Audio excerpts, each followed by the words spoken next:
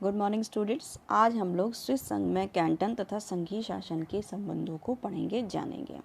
Relation between cantonal and federal administration in Swiss federation. Swiss संघ का निर्माण अमेरिकी संघ की सम्मेलन प्रक्रिया इंटीग्रेशन प्रोसीजर द्वारा हुआ है। 13वीं सदी में 3 कैंटनों से मिलकर राजमंडल का निर्माण किया गया, जिनकी संख्या वेस्टफेलिया की संधि के समय 13 हो गई थी और 1815 में वियना कांग्रेस के समय 22 हो गई थी।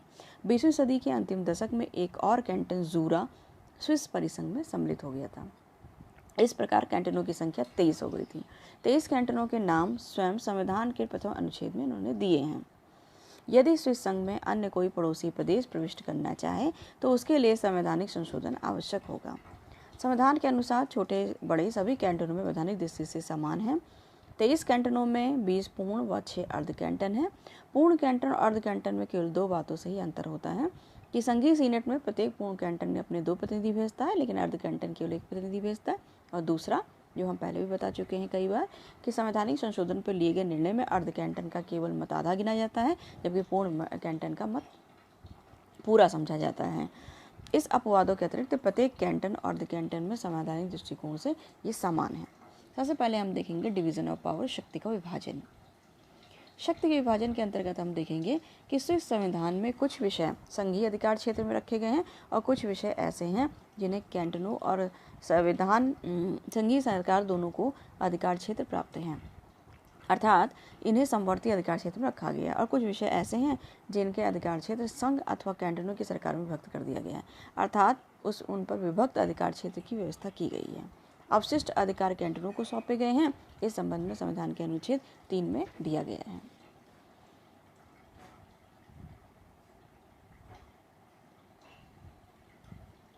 संविधान 3 के अंतर्गत संविधान की सीमा के अंतर्गत कैंटन संप्रभुता संपन्न होंगे।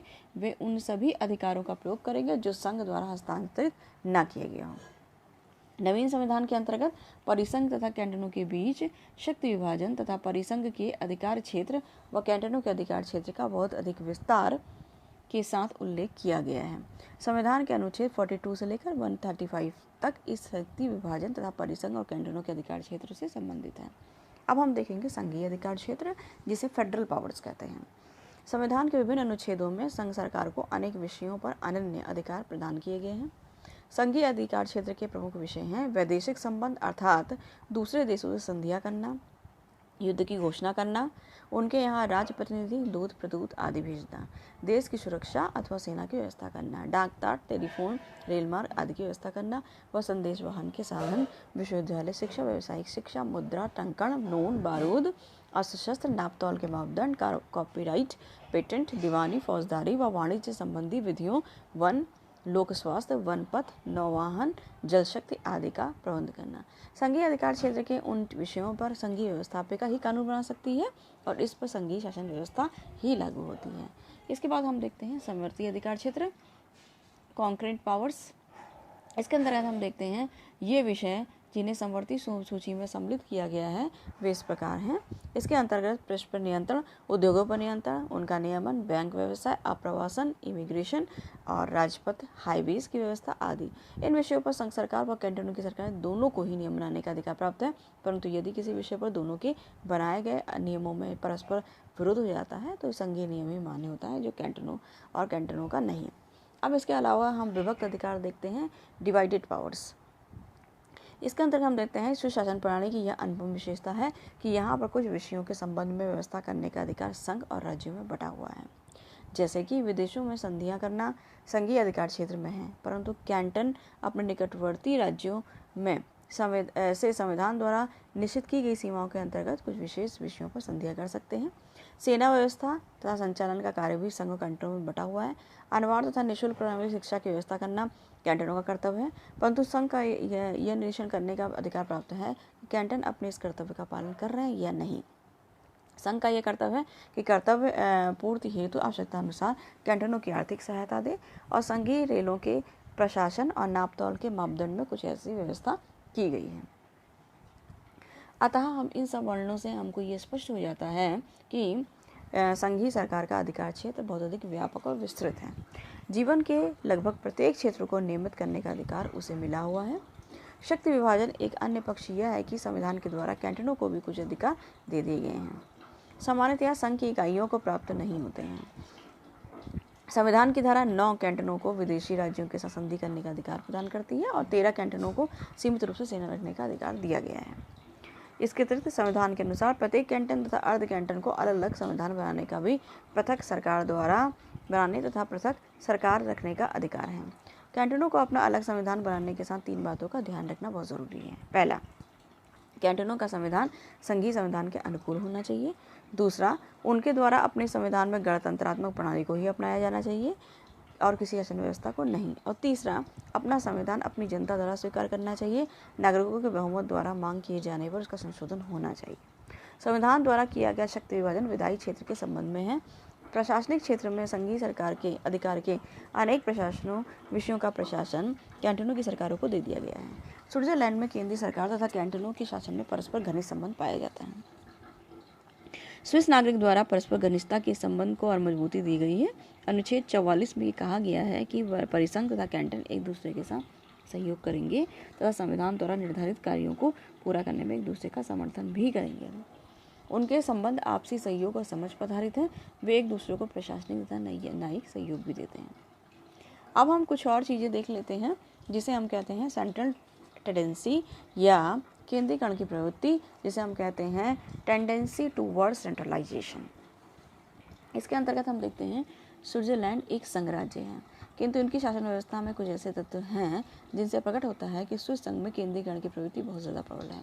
मूल संविधान के अंतर्गत केंद्रीकरण की प्रवृत्ति में निम्न बातें देखी जाती हैं, जैसे कि पहला, संविधान द्वारा महत्वपूर्ण संघीय शक्तियाँ संघीय सरकार को सौंपना। संविधान द्वारा महत्वपूर्ण शक्तियाँ संघीय सरकार को सौंप दी गई हैं। केंद्र में उच्च स्थिति प्रदान की गई है केंद्र को और कैंटनों पर उसकी छाया रहती है। जैसे संविधान केंद्र को मुद्रा और बैंकिंग व्यवस्था के संबंध में अधिकार प्रदान करता है और यह एक ऐसा अधिकार है जिसके आधार पर कैंटनों के समस्त आर्थिक व्यापारिक जीवन पर यह नियंत्रण लगता है। दूसरा है, इसमें समवर्ती सूची के संबंध में अंतिम शक्ति केंद्रीय सरकार को दी गई है। समवर्ती सूची के जो विषय हैं उनमें अंतिम अधिकार क्षेत्र केंद्रीय सरकार को है। कैंटन की सरकारों द्वारा केंद्रीय सरकार के विरुद्ध किसी भी कानून पर निर्माण नहीं किया जा सकता। यह व्यवस्था केंद्र को बहुत अधिक महत्व प्रदान दे देती है। तीसरा इसके अंतर्गत आता है केंद्र तथा कैंटनों के अधिकार क्षेत्र में हस्तक्षेप की व्यवस्था। केंद्र द्वारा संविधान के अनुसार कुछ विशेष परिस्थितियों में केंद्र कैंटनों के कामों में अधिकार क्षेत्रों में हस्तक्षेप कर सकती है। संविधान की धारा 52 में कहा गया है, कैंटन में अशांति अव्यवस्था की स्थिति उत्पन्न होने पर केंद्र द्वारा हस्तक्षेप किया जाता है। नागरिक अधिकारों की रक्षा के लिए केंद्र कैंटनों के शासन में हस्तक्षेप करती है। इस संबंध में केंद्र को इतना तक अधिकार है कि वह सरकारी सूत्र से सूचना मिलने की प्रतीक्षा किए बिना केवल गैर सरकारी सूत्र की सूचना के आधार पर ही किसी कैंटन का शासन अपने अधिकार में ले लेती है। यह व्यवस्था न केवल संविधान में है वरन व्यवहार के अंतर्गत भी केंद्र द्वारा अपनी इस शक्ति का प्रयोग किया गया है। 1848 में लागू किए गए संविधान की धारा 16 के अंतर्गत 1848 तथा 1920 के बीच केंद्र के द्वारा 11 बार कैंटनों के शासन में हस्तक्षेप किया गया। केंद्र के द्वारा आगे भी आवश्यकता अनुसार कैंटनों के शासन में हस्तक्षेप किया जा सकता है। एंड्रे ने कहा कि संघ सरकार के निरंतर हस्तक्षेप के कारण कैंटन धीरे धीरे प्रभुत्व संपन्न राज्य नहीं होंगे, किंतु संघ सरकार की आज्ञाओं को पूरा करने वाले प्रशासकीय जिलों के सदृश हो जाएंगे। चौथा हम देखते हैं कैंटनों के कानूनों पर संघीय कानून को प्राथमिकता दी गई है।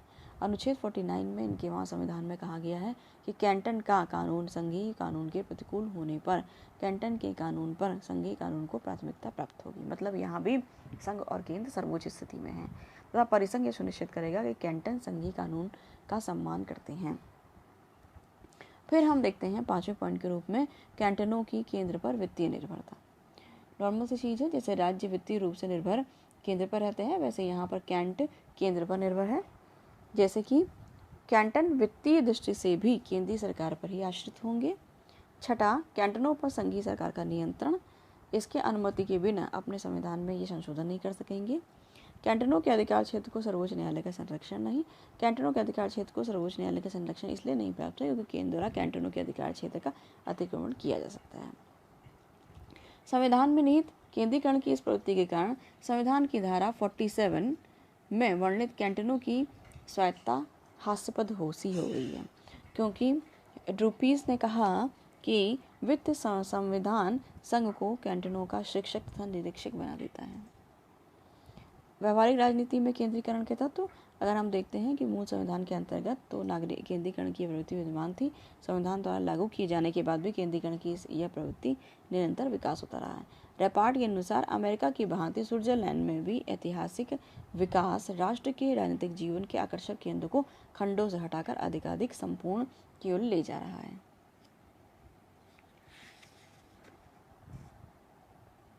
इसके अतिरिक्त हम थोड़ा सा संघीय व्यवस्था को और देख लेते हैं कि संघीय व्यवस्था के अंतर्गत 4 बातों में स्विस संविधान ने के विकास में केंद्रीकरण की प्रवृत्ति को उन्होंने बल दिया है, जैसे सामाजिक सेवाओं के लिए निरंतर बढ़ती हुई मांग, यातायात के साधनों एवं उद्देश्यों में यंत्रीकरण तथा औद्योगिक क्रांति, युद्ध और आर्थिक अवसाद।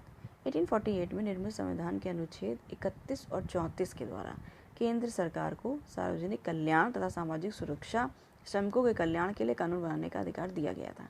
ऐसे ही अधिकार नवीन संविधान के अनुच्छेद 110 और 111 द्वारा केंद्रीय सरकार द्वारा दिया गया। इस श्रेणी के अन्य भी अनेक विषय हैं। इन सभी विषय पर अपनी प्रकृति में बहुत अधिक व्यापक हैं। इन स्थितियों के कारण केंद्रीय सरकार धीरे धीरे देश के आर्थिक जीवन की संरक्षिका सी बन गई है और इस प्रकार हम देखते हैं केंद्रीकरण की प्रवृत्ति को काफ़ी अधिक बल मिला है। इसके अलावा हम देखते हैं संघीय व्यवस्था में कैंटनों की महत्वपूर्ण स्थिति क्या है। केंद्रीकरण की उपयुक्त प्रवृत्ति के आधार पर यह निष्कर्ष नहीं निकाला जाता कि स्विस संघ में कैंटनों का कोई महत्व नहीं है।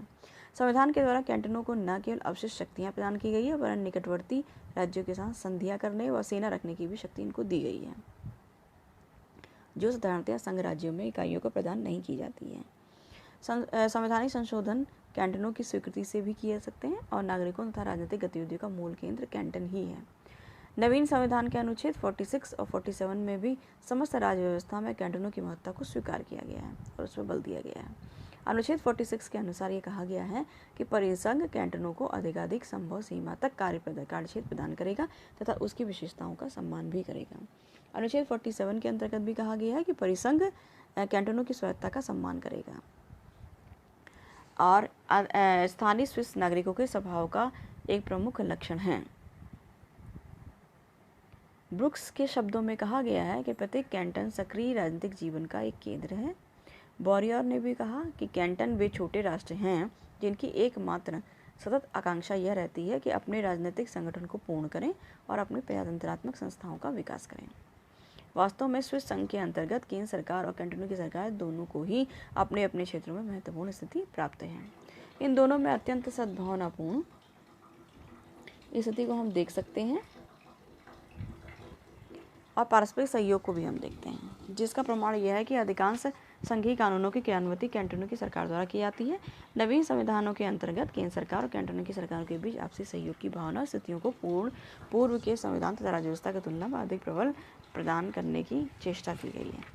अतः यह हम कह सकते हैं कि संघीय व्यवस्था के अंतर्गत केंद्र को एक महत्वपूर्ण स्थिति प्राप्त है और कैंटनों के ऊपर केंद्र की स्थिति विराजमान है, परंतु कैंटन भी केंद्र की दिशा निर्देश में या छाया में रहते हुए स्वतंत्र हैं और काफ़ी कुछ काम कैंटन भी कर सकते हैं। वो संविधान का निर्माण कर सकते हैं, वो संविधान में अपने थोड़ा बहुत परिवर्तन कर सकते हैं और वो संविधान में परिवर्तन के लिए अपनी मांगों को रख सकते हैं। प्रत्यक्ष लोकतंत्रात्मक व्यवस्था का एक उदाहरण है।